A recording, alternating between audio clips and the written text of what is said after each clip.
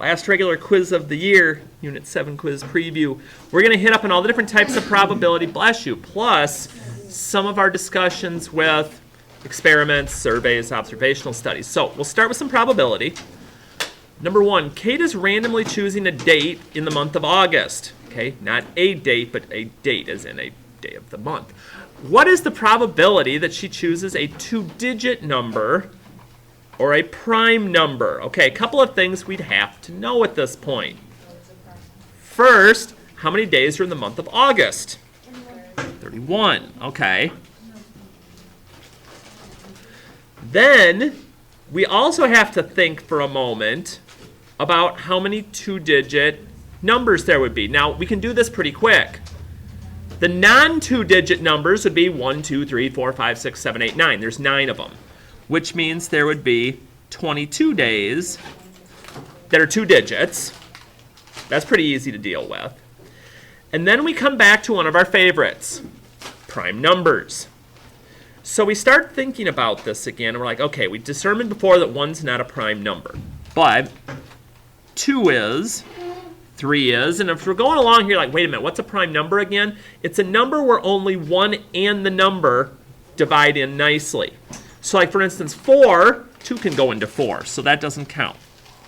5 would be prime, 6, no, 7, yes, 8, no, and again, my no's just mean there's another number besides 1 and the number that divide in. 9, no, 10, no, 11, yep, 12, no, 13, 14, no, 15, no, 16, no, 17, 18, no, 19, 20, no, 21, no, 22, no, 23. Yes. 23, 24, no, 25, no, 26, no, 27, no, 28, no, 29, 30, no, 31. How many is that? 1, 2, 3, 4, 5, 6, 7, 8, 9, 10. Okay, so 11 of those. So what we've got, not 2 different equations, but 2 different fractions we're going to be dealing with. So here's what we got to think about. You're like, okay, probability that you choose a 2-digit would be 22 out of 31. When we see or, that means we're going to add this next part to it. So a prime number, we said there was 11, but there's a catch on this one. We do, because first of all, if I just added these up, I'd get 33 over 31. That's over 100% probability. That doesn't happen. Yes, why 7? Because 7 of the prime numbers are also in 2 digits. Perfect. Okay, we've got to subtract where the overlap is. So any of my prime numbers that are 2 digits would be counted twice this way. And there's 1, 2, 3, 4, 5, 6, 7 of those. So we've got to take that part out. Otherwise, this doesn't work. 22 plus 11 is 33, minus 7 is 26. Nicely played. Okay. So sometimes there's some thought process to some of these. Number 2. Eric is randomly choosing a card from a standard deck. Help sheet. Okay. What's the probability that he chooses a card that is red and a multiple of 3? Okay, so it has to be both. So let's think about this. Well, let's see. If it's red, and what are multiples of 3 that have cards? 3, 6, and 9. Okay, so a red, 3, 6, or 9 out of all the cards in the deck. Because it has to be both. There's 26. Well, but how many red 3, 6s, and 9s are there? 2, 2, and 2, or 6. That's right. Out of 52 total cards. And again, we always want to reduce the fractions. A little math, enter will fix it up for us very nicely. But when you see that word and, that's where things change. So I have to watch out for that a little bit and make that connection. Okay, so far so good. Tony's wallet contains 6 $1 bills, 4 5s, 2 10s, and 3 20s. If Tony randomly removes a bill, what's the probability that it's at least a 5? Okay, let's see here. At least a 5. How many bills would that include?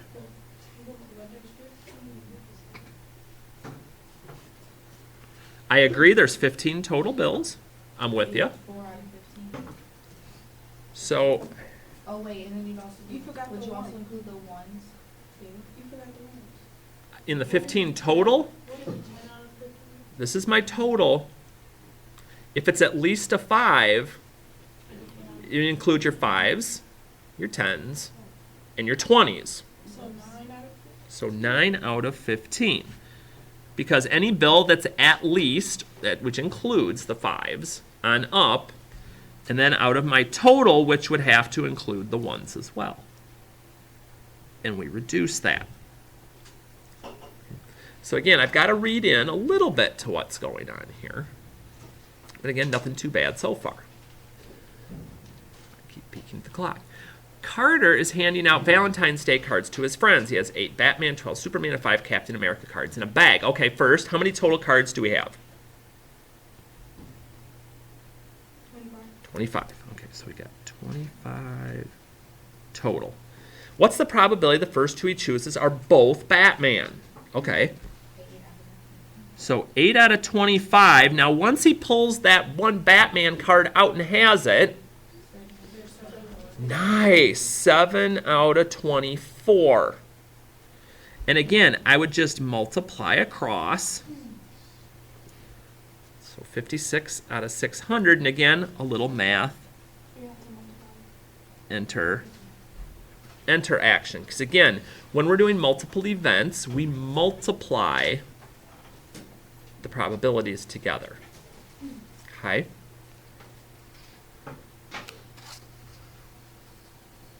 Let's keep rolling here. See how much we can get in. All right, so for questions 5 and 6. A bag contains 25 red, 18 blue, and 29 yellow chips. A chip is selected, replaced, and then another chip is chosen. Find the probability. Okay. What's that? Yes, whichever one I pull, I put back in the exact same one. So, how many chips total have we got? A lot. I can't put a lot as my denominator, though. I could, but it wouldn't help me much.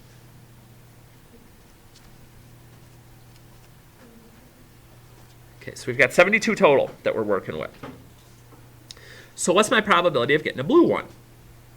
18 out of 72. 18 out of 72. Now I pull the blue one and then I put it back in the bag. 25 out of 72. Right. Different from the last one because when I put it back in, I still have 72 left to work with. And just like we did before, I'm going to multiply straight across, not cross multiplying, but straight across. And then again, math enter because we want it simplified. So you're like, okay. But again, that's why I kind of made them all caps here to make you think about it. Then yellow, it's going to be the same idea. Nothing fancy with these. Yellow, then blue. Keep that 72. Don't subtract because we're replacing.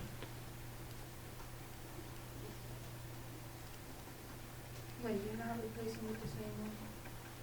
Yes, I'm putting the same one. So like in this instance, I pulled out the yellow one and then I took that chip and I immediately put it back in the bag.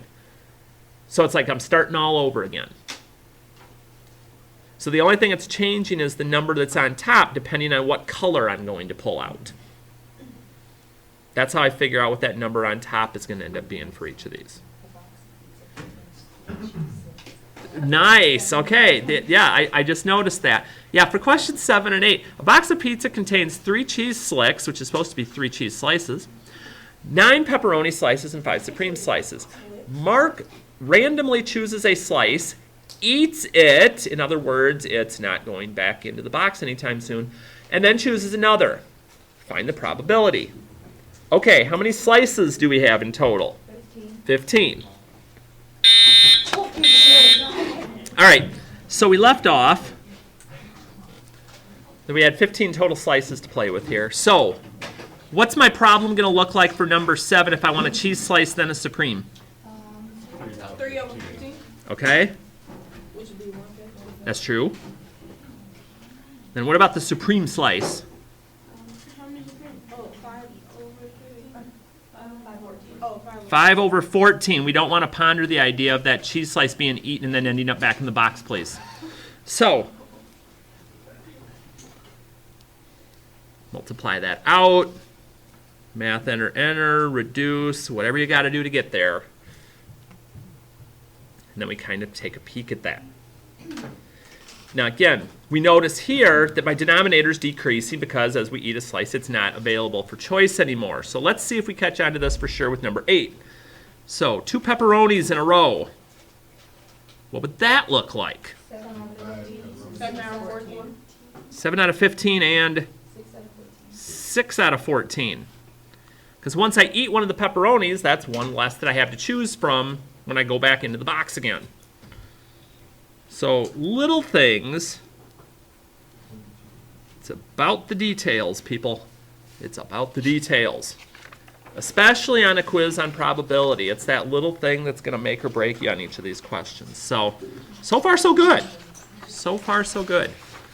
All right. Let's get into some of the charting here. A group of cell phone owners were asked whether they had an Android or an Apple phone. Use the results in the table to find each probability. All right. Probability that a male that owns an Android. So how many males own Androids? 34. 34. What do I do for the denominator, though? You gotta add the 12 males. We got to start doing some adding. with the males and the females? We do, because it doesn't mention anywhere that it's like given a male or given whatever. So we need to know how many total people were 125. surveyed here, and that would be 125 people, because both my horizontal and vertical columns should add up to the same number, otherwise I didn't do my adding right. So 34 out of 125, because it's straight probability, so I want everybody. Now when we get to letters B and C, you may have seen this written a little differently, so I'm going to write it differently below here. Okay, these two things are the same thing. Apple with the slash, then male, is the same as me saying the probability of a person having an Apple phone given that they're male. So remember, when we're doing these, your numerator is the two things together. So it would be an Apple phone and a male over whatever's given, over whatever's after the slash, which is a male. So, how many male Apple phone people do I have? 30. And how many males do I have? 64.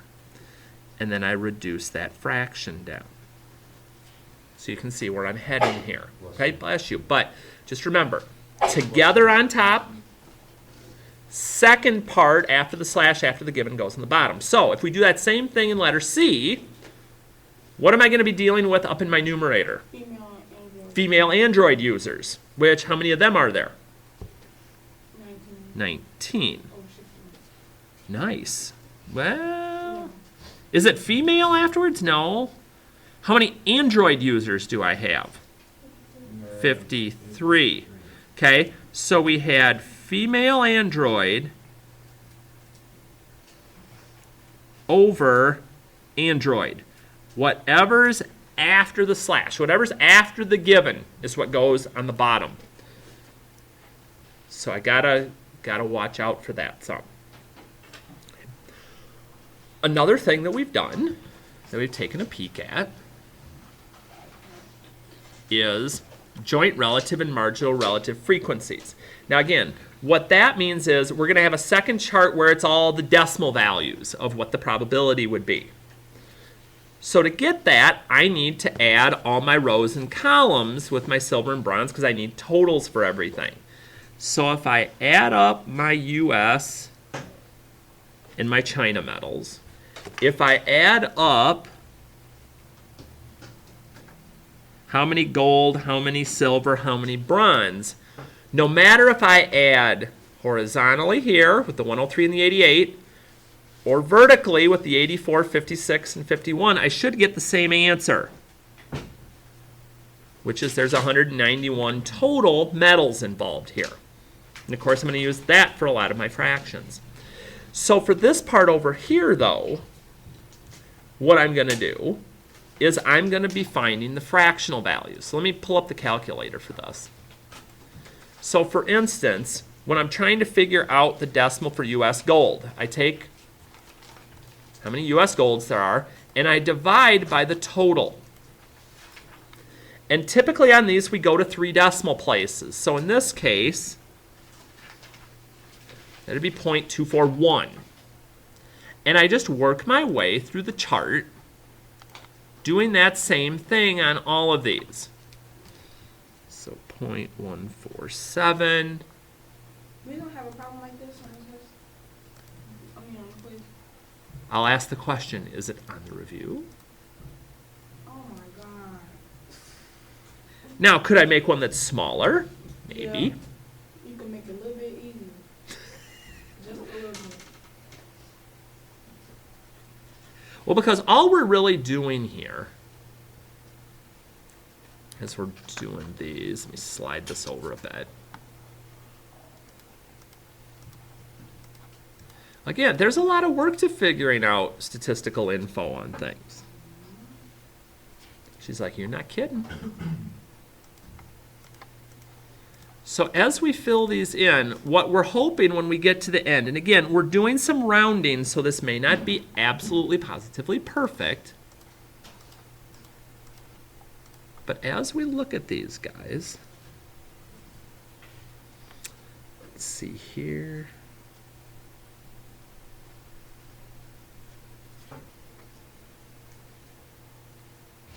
And what I should be able to do then, and I'm going to use red for this last one, is you're just adding diagonally as well. Diagonally, holy cow, Harty. Horizontally.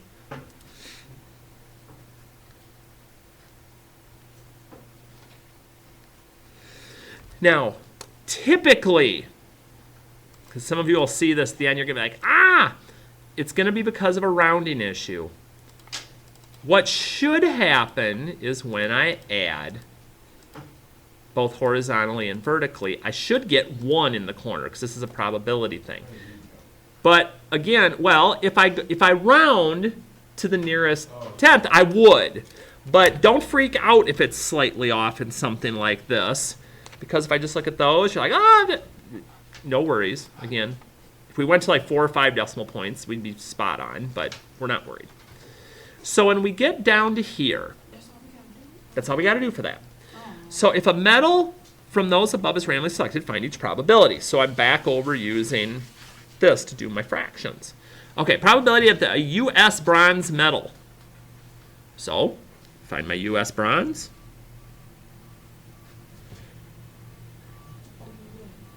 That's the question. What? Wait.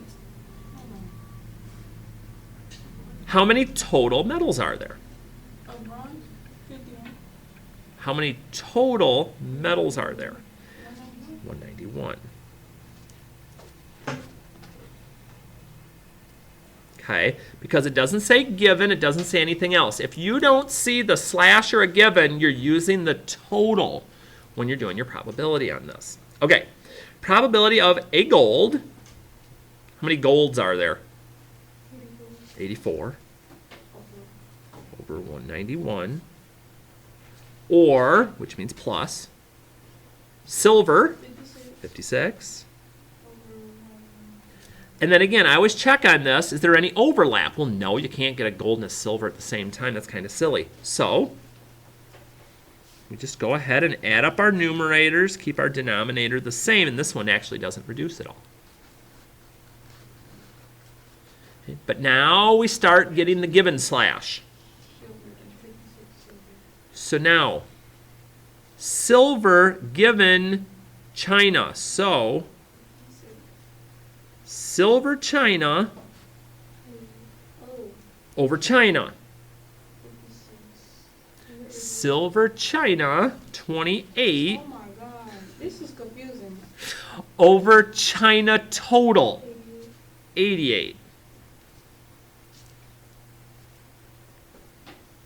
That's why I always do. I think it's a very good idea to consider writing out in words what it is you're looking for before you start writing it down. Because otherwise, it's very easy to think that the top's going to be 56 because you see silver. Okay? Same idea on letter D. It's U.S. gold medals over all gold medals. 46 over 84. 46 over 84. And again, I reduce that down as far as I can. Okay, now here we're going to have to think a little more. What the? This is Okay. kind of not silver. Okay, so now there's a couple of ways you can look at that. You could think of it just the way it's written. You could be like, okay, so China, not silver, over not silver. Okay, what does not silver mean? It means gold or bronze. So, China, gold or bronze is basically what this is asking. So gold China and bronze China, 38 and 22 is 60. And then not silver. So all the golds, all the bronzes, all the golds, all the bronzes. 35. And if it makes more sense for you to write that down when you see that as China gold bronze over gold bronze, that's fine because that's what it means actually. But it all depends on how you want to look at it. And then, of course, I got to throw one more of those in just to make us think. Yeah, bronze not. Okay, so bronze, not China, over not China. Okay, let's think about this. Wouldn't it be 103? Well, let's see. Okay, bronze, not China. What's that mean in this case? It means bronze, U.S., Right, which is 29. okay. And then not China means U.S., 103. So again, maybe you look at that and you go, okay, bronze, not China. I'm just going to write down bronze, U.S. over U.S. because that's really what it was. Okay? So again, take your time. You've got this. It's under control. It's all good. All right. Away from the charts for a little bit. About time. All right. So 11. A die is rolled, then a letter in the word statistics is randomly selected. What's the probability of at least a 3, then the letter S? Okay, first part. Probability of at least a 3. At least. At least, which means 3, 4, 5, and 6. Would be 4 out of how many sides are there on a die? 6. Okay, so that'd be 2/3. But then the letter S. How many letters are there in the word statistics? How many letters or how many S's? Well, we're going to do both, but first, how many letters? Okay, so there's 10 letters in this word. So that's my denominator. And there's 3 And there's 3 S's. Okay, 2 separate events. They're independent, but I can go ahead and multiply them together to find the probability of both of them occurring. So I have to watch out for that. Uh-huh. How should it over over 6? Okay, so when I'm looking at a die, I've got 6 digits, and when it says at least a 3, I'm counting 3. So at least 3 would be 3, 4, 5, and 6. So those 4 Oh, okay. is where that would come from. Okay.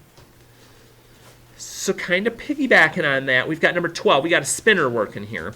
The spinner below is spun. Find the probability that it lands on an odd number given it lands on a white space. So again, when you're looking at this, the two things together odd number white space, or odd number white, over whatever's after given. White space. Oh, white space. So I look around and I'm like, okay, on the white spaces, how many odd numbers do I see? Nope, nope, nope, nope. There's 1, there's 2, there's 3, nope. Okay. Huh? Wait. What? How many, looking just at the white spaces, how many of those numbers on the white spaces are odd numbers? 1, 2, 3, because these are all even. So that's where that number comes from. 3, 15, and 9. Those 3. How many white spaces are there? 8. That's what I'm looking for. So not bad, not bad. Are we going to do this whole thing together? Yeah. Yeah. Okay. Tables again. I'll be nice and do all the totaling here. I try.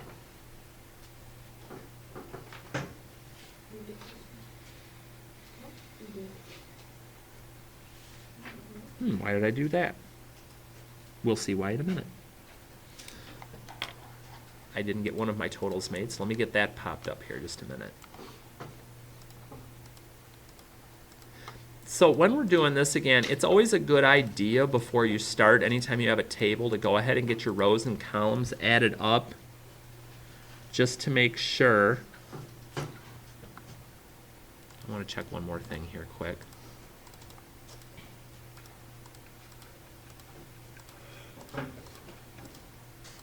Okay, I'm feeling more comfortable now. So when I go ahead and I get those added, go in the other directions. Let me get this out of the way.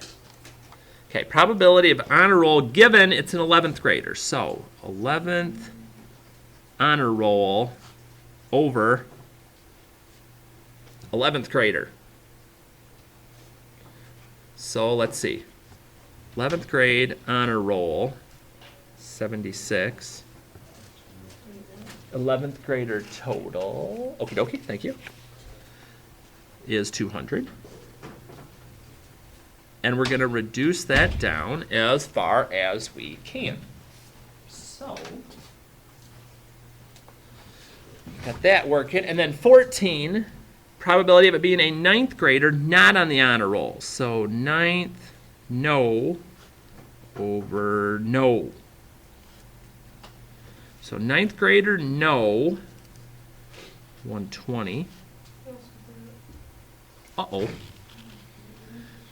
Over my total of not being on the honor roll. Wait, I have a Sure. Why are you saying the ninth grader no? Like, why isn't it just the ninth graders altogether? because you have to. Because it's given that they're not on the honor roll. So when I'm doing this, it's the two situations together is what's going up here. So 9th grader's not on the honor roll. So if that were to say yes, it'd be ninth grader yes, and then yes. And then, honor roll? yes. And then reduce that down as far as we can. So you start to see kind of where the patterns come with this, and how really we just keep kind of asking the same types of questions, trying to think our way through. Okay, 15. Given a standard deck of 52 cards, 3 cards are dealt without replacement using the situation to answer the questions below. What's the probability that all 3 are queens? Okay, how many queens are in the deck? 4. 4 queen. So 4 out of 52 on the first queen. Now I've got one in my hand. 3 out of 51. Now I got 2 in my hand. 2 out of 50. Which is a very large denominator. Which basically is telling you, if you get that, you're one lucky person.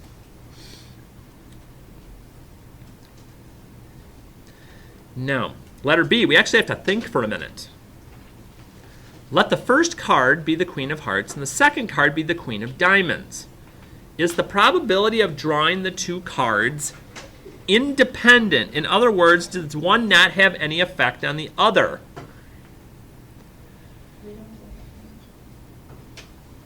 if I don't put the first card back in the deck, then they're not independent. They'd be dependent, because there's not only less queens, but there's also less cards for your second draw. When I take that first queen out, the queen of hearts, my probability of getting that second card reduces because I have less options. I have less cards to be able to deal with. So, no, definitely not independent. They'd be dependent on each other unless we replaced it. So, if the first card is a queen, okay, what's the probability that the second card is not a queen? Okay, we got to kind of do this in pieces. First card's a queen. What's my probability of getting a queen? 4 out of 2. Okay, but here's the part that might blow your minds. We'll see.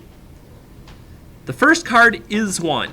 So when I go to draw a second card, how many queens are left? 3 out of 51. You're like, but that's not the question. The question is, what's the probability that the second card isn't a queen? Okay. So if the probability of the second card being a queen is 1 out of 17, the probability of it not being a queen is 1 minus the probability that it is.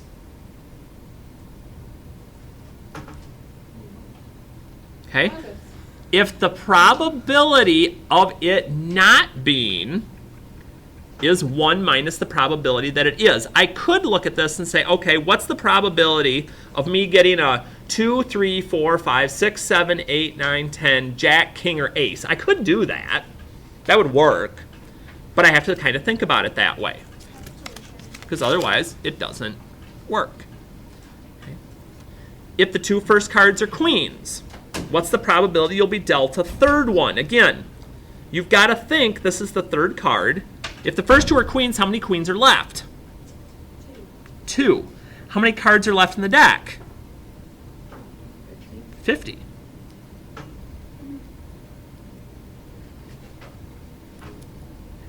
And then this question actually goes with our last one. If 2 of the 3 cards are queens, what's the probability the other card is not? Again, we just saw the probability of 2 cards being queens, okay, would be 1 in 25. So this would be 1 minus the 2 of 3 cards being queens, which tells me the probability of the other card not being would be pretty large. Now, I'll admit this. I might throw a question like C out there. I'm not going to throw the DE question out there. I just wanted to get you thinking a little bit about this, how probability can get a little bigger. So now that I've blown some of your brains, let's simplify this a little. Sack contains 7 blue, 3 red, and 2 green marbles. If you draw a marble, replace it, put it back in the bag, then draw another. What's the probability that? And you get these. So we've got 12 marbles total. So when I go to do my probabilities, probability of getting red is 3 out of 12. Probability of getting green is 2 out of 12. Because again, I put it back. I don't have any less marbles to work with. And I just multiply across. So no complexity here. Probability of red and then red. Again, no worries.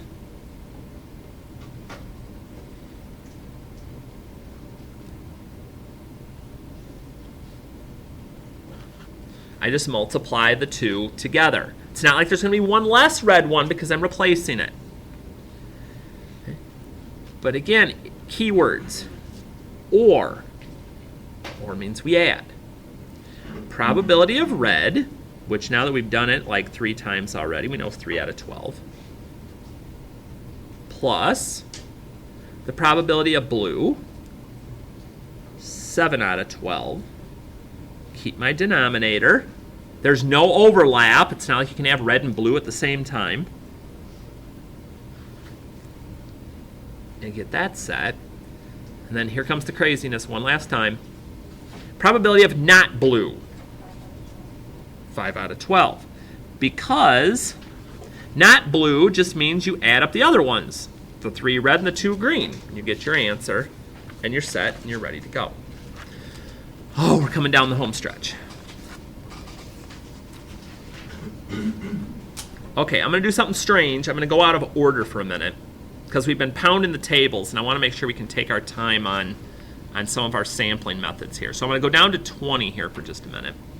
So identify the sampling method, then state whether the sampling method has any bias. Okay, a television station invites viewers to call in and name their favorite game show. Okay, first thing, survey, experiment, observational study. Survey. Okay, I want your opinion. That's a survey. Again, experiment would be I'm forcing people to do things. Observational study would be I just kind of sit back and watch how they react to stuff. So this is definitely a survey. Does their sampling method have any bias? Because I can see how you can argue this a couple of ways.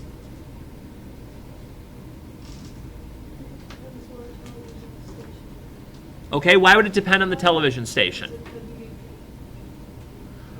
Okay, no, okay. It could be, what if my favorite game show isn't on their network?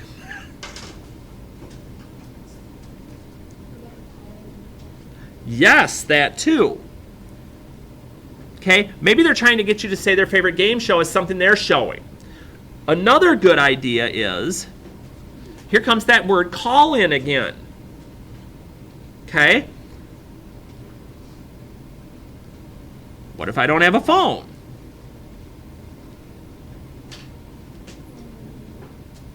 Okay, so if you can see some things that could cause a problem, just mention them. Either of those would be fine.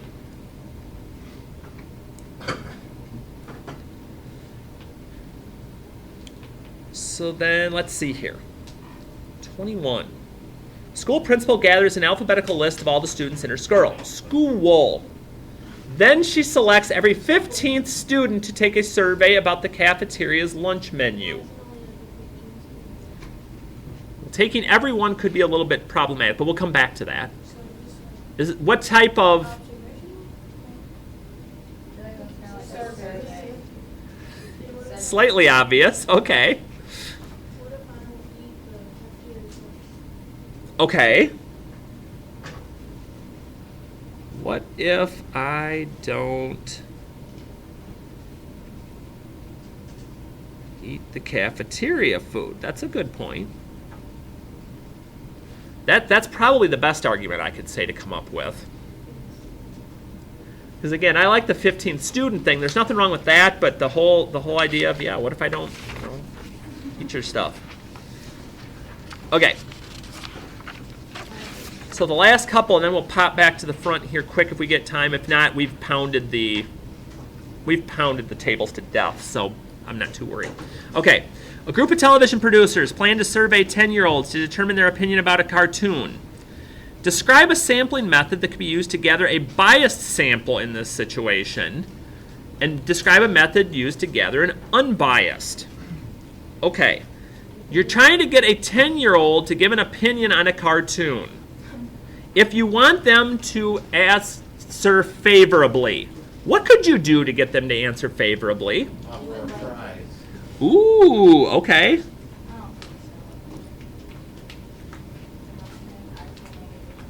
Offer prize. Offer prize. Offer candy. Okay, you could do some things, take our survey, we'll give you some candy. Here, I mean, it seems ridiculous, but those types of things happen. That's advertising. Give them a toy. Okay, that would go in with that too. What if you were unbiased? What could you do? Just ask them, okay? What do you think about this cartoon versus this one? What do you think of Mickey versus... Sure. Okay. So something like that. And that's all we'd be looking for there. Okay. And then the last one here on 23. Your classmate is randomly selecting a sample of students at the high school to take a survey. You say your classmate's sample is biased because it only contains high school students. In what case might you be wrong? Yeah. If it's only about high school, it'd be kind of silly to ask non-high school people. That's kind of the point here. Okay? So again, tomorrow, something looks real similar to this. Real similar to this. Okay? So be ready for that.